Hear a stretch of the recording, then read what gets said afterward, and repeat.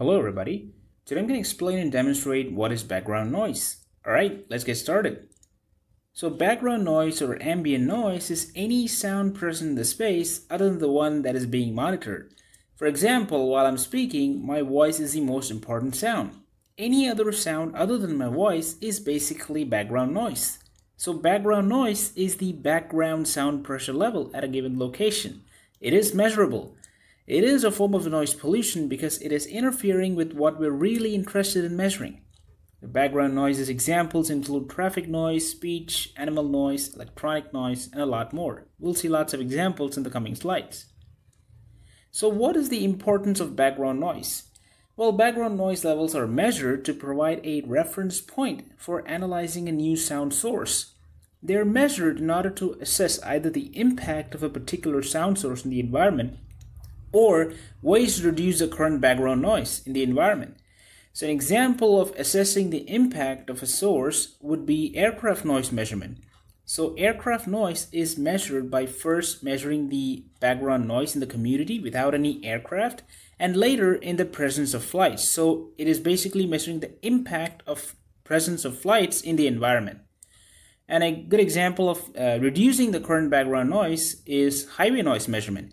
So highway noise is measured as is before installing a noise barrier, which is intended to lower the background noise.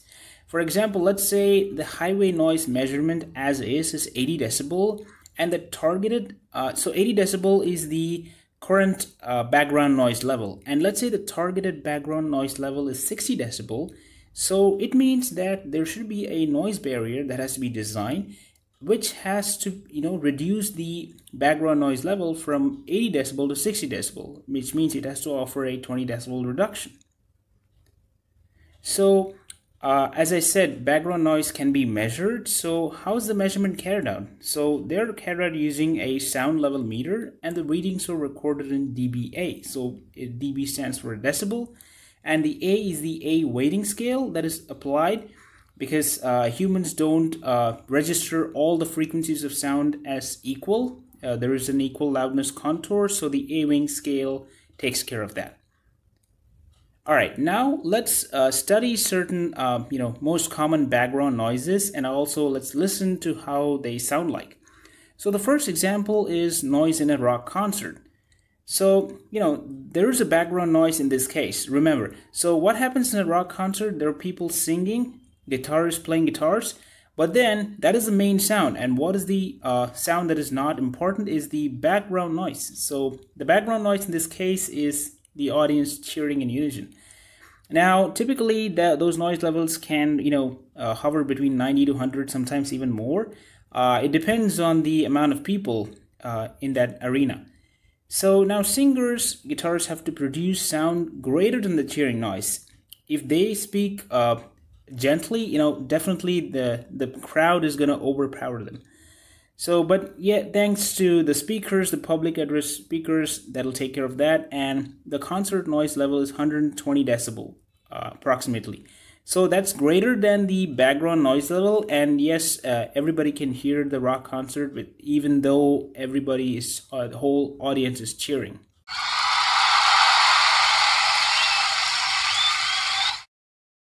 All right, let's look at a second example, which is traffic noise in city streets. So traffic in big cities is a lot, especially at rush hours, and this creates lots of noise pollution. So the background noise level is estimated to be around 70 to 80 decibel. And you might have experienced this while walking along the footpath, especially on a busy street. You might feel difficult to hear what the other person is saying beside you sometimes. Because the typical conversation level, sound level is 60 decibel, and if the background noise is greater than that, then that's the sound that you're going to hear. You're never going to hear the 60 decibel. So consider a case where emergency vehicle have to pass through the busy streets. They cannot honk a horn that is also around the 70-80 decibel level. They have to be higher than that so as to be clearly audible. Because they need the right of the way well in advance. So this is the reason why sirens have a really loud noise level. It ensures that it's really audible no matter what the background noise level is. Now let's listen to a demo of the traffic noise.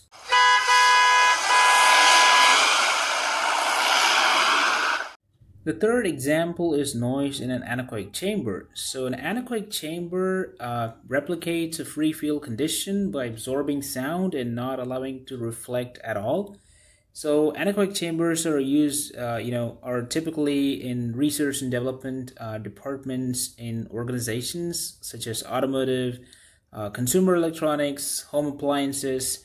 So the main goal is to develop a product that offers the best performance without any weird noise. If there is a weird noise, then they need to analyze the root cause, and especially at that time, they don't want to be distracted by some noise that is not even a part of the product. So it's really important to capture the weird noise so as to understand what's going on and solve the problem, and while keeping the other unwanted noises away. So that's the whole reason of using an anechoic chamber. And typical background noise levels varies from chamber to chamber. There's a lot of design aspects there, but in general the noise level can range from negative 20 decibel to 30 decibel.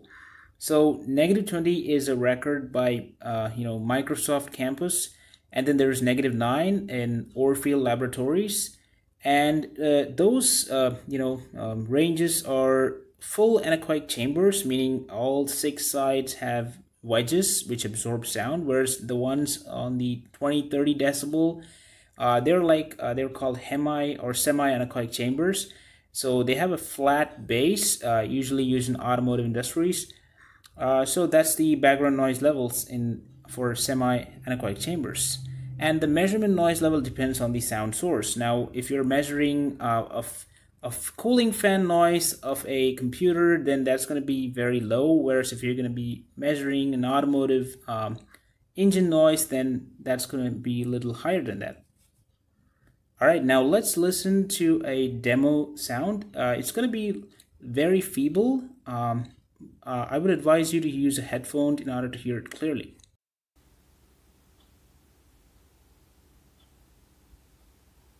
So we've seen different background noises. There is a question, can background noise be zero?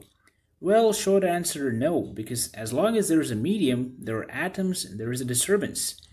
But psychologically, you might as well come to a conclusion that noise is zero if you're inside an anechoic chamber. If you're entering it for the first time, you might even feel your ears block, and you might feel claustrophobic. But then it is not actually zero, because there is always a low frequency noise present there. But human hearers have a very low frequency response, especially in the lower regions. So you might not hear it, but if you place a microphone, you can capture those low frequency sounds. But a special case would be a vacuum where sound doesn't even exist because there is no medium. So in a vacuum, we might say that there is zero background noise. Okay, now that we have learned about background noise, is it possible to get rid of it? Well, there are ways to mitigate it. Let's see different ways. The first one is using earmuffs. So earmuffs attenuate the noise by a specific amount across a specified frequency range as mentioned in the user manual.